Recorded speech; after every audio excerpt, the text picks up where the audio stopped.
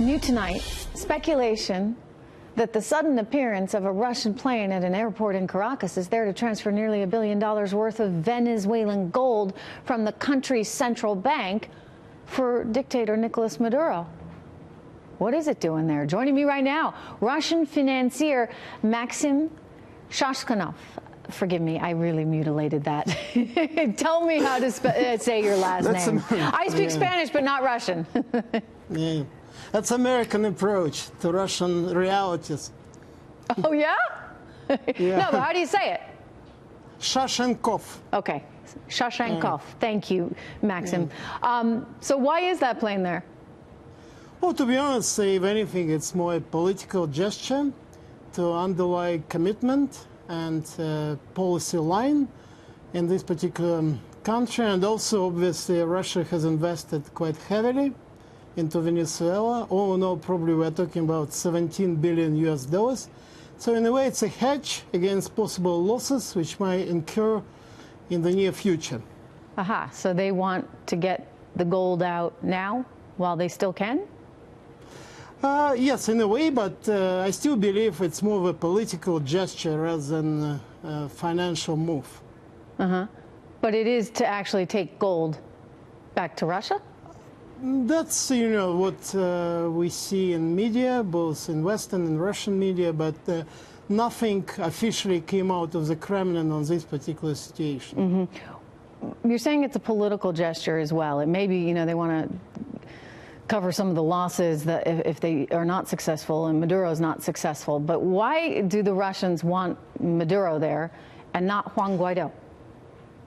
Well, to be honest, first and foremost, Russia sees the whole situation as a US-inspired political change or coup, which is in a way supported by... I mean, you really, that's what they think. I mean, because that's like this alternative universe. I mean, hundreds of thousands of people marching in the street. You have people that think differently getting locked up by Nicolas Maduro.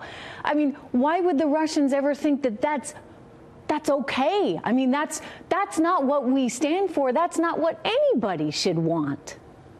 No, that's, you're obviously right, and we all understand the realities on the ground, but clearly the society there is pretty divided, and there are clear signs of some sort of coordination between the opposition and the U.S. administration. It's all okay, it's all okay with one exception, that in Russian view, similar interest or similar strategic vision is denied to Russia in so-called near abroad, while the U.S. simultaneously considers this part of the world to be its backyard and feels legitimate to act according to its strategic and national interests.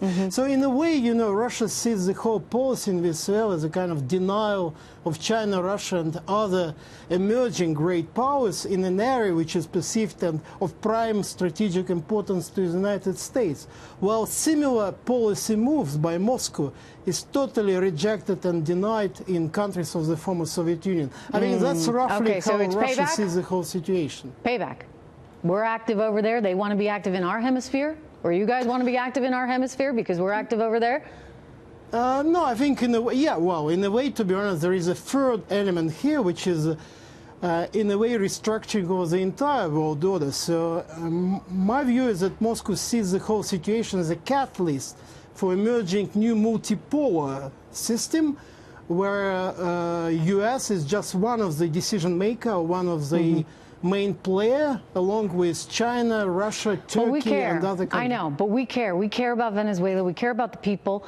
There is the reality of oil there. It just is a reality. It's strategically important in part because of that, but it's also strategically important because we want our hemisphere to be filled with our friends. Do you think that Vladimir Putin and company really understands how much we care, and that he runs the risk of creating some kind of proxy war in Latin America if he doesn't butt out? Moscow needs some bargain chips vis-à-vis the United States over issues which are of paramount importance to Russia, such as Ukraine, Kazakhstan, etc., etc. So if no bargain chips are offered in immediate space of the former Russian Empire, then Moscow is ready to go all the way to Venezuela. They say you did it to us over there with Ukraine. We're going to do it to you in Venezuela. My goodness.